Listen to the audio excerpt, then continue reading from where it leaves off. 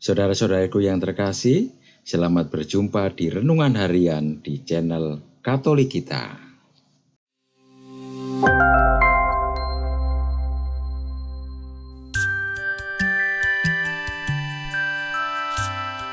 Hari ini, Jumat 23 Februari 2024, Pekan Prapaskah yang pertama.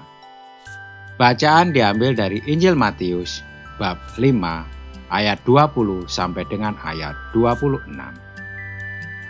Dalam khotbah di bukit, berkatalah Yesus kepada murid-muridnya, "Jika hidupmu tidak lebih benar daripada ahli-ahli Taurat dan orang-orang Farisi, sesungguhnya kamu tidak akan masuk ke dalam kerajaan surga. Kamu telah mendengar bahwa kepada nenek moyang kita dikatakan, 'Jangan membunuh. Siapa yang membunuh harus dihukum.' Namun aku berkata kepadamu, setiap orang yang marah terhadap saudaranya harus dihukum. Siapa yang mencaci maki saudaranya harus dihadapkan ke mahkamah agama.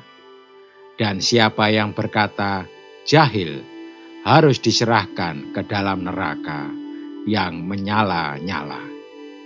Sebab itu, jika engkau mempersembahkan persembahanmu di atas mezbah, dan engkau teringat bahwa saudaramu sakit hati terhadap engkau, tinggallah persembahanmu di depan mezbah itu, dan pergilah berdamai dahulu dengan saudaramu, lalu kembali untuk mempersembahkan persembahanmu itu. Segeralah berdamai dengan lawanmu selama engkau bersama dia di tengah jalan, supaya lawanmu itu jangan menyerahkan engkau kepada hakim, dan hakim itu menyerahkan engkau kepada pengawal, dan engkau dilemparkan ke dalam penjara. Sesungguhnya aku berkata kepadamu, engkau tidak akan keluar dari sana sebelum engkau membayar utangmu sampai lunas." Demikianlah sabda Tuhan. Terpujilah Kristus. Saudara-saudariku yang terkasih, masa Prapaskah adalah kesempatan untuk membuat diri kita menjadi lebih baik lagi. Kesempatan untuk menghindari dosa, setia pada perintah-perintah Tuhan, dan melakukan keadilan dan kebenaran dalam hidup.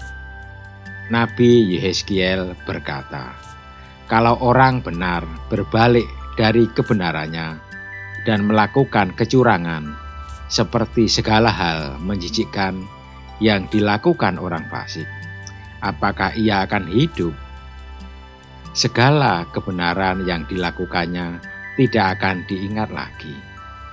Ia harus mati karena ia berlaku tidak setia dan karena dosa yang dilakukannya. Mengapa Tuhan mengendaki demikian? Karena buah dari kecurangan adalah kematian. Maka lebih baik adalah melakukan keadilan dan kebenaran, sehingga membuahkan hidup. Pertobatan sejati berarti melakukan keadilan dan kebenaran, serta menghasilkan hidup selamanya di hadirat Tuhan. Dalam Injil kita mendengar Yesus mengoreksi cara hidup para murid dan pengikutnya. Yesus berkata, "Jika hidupmu tidak lebih benar daripada ahli-ahli Taurat dan orang-orang Farisi, sesungguhnya kamu tidak akan masuk ke dalam kerajaan surga." Mengapa? Sebab para ahli Taurat dan orang-orang Farisi selalu berpikir bahwa mereka melakukan kebenaran dan keadilan, padahal sesungguhnya tidak demikian.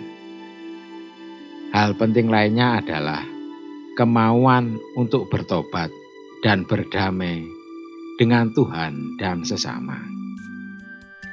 Pertobatan sejati adalah membuka diri dan membiarkan diri berdamai dengan Tuhan dan bersama di dalam Kristus. Masa Prapaskah menjadi indah karena perubahan diri yang berkualitas di hadirat Tuhan dan sesama. Perubahan diri itu dapat membuat kita semakin akrab dan serupa dengan Tuhan dan sesama. Santo Paulus berkata, "Berilah dirimu didamaikan dengan Allah." Marilah kita berdoa. Tuhan, semoga kami tetap semangat dalam membangun pertobatan dalam masa Prapaskah ini. Amin. Saudara-saudariku yang terkasih, terima kasih atas kebersamaannya di dalam renungan harian ini. Kita akan berjumpa kembali di renungan harian berikutnya. Berkah dalam.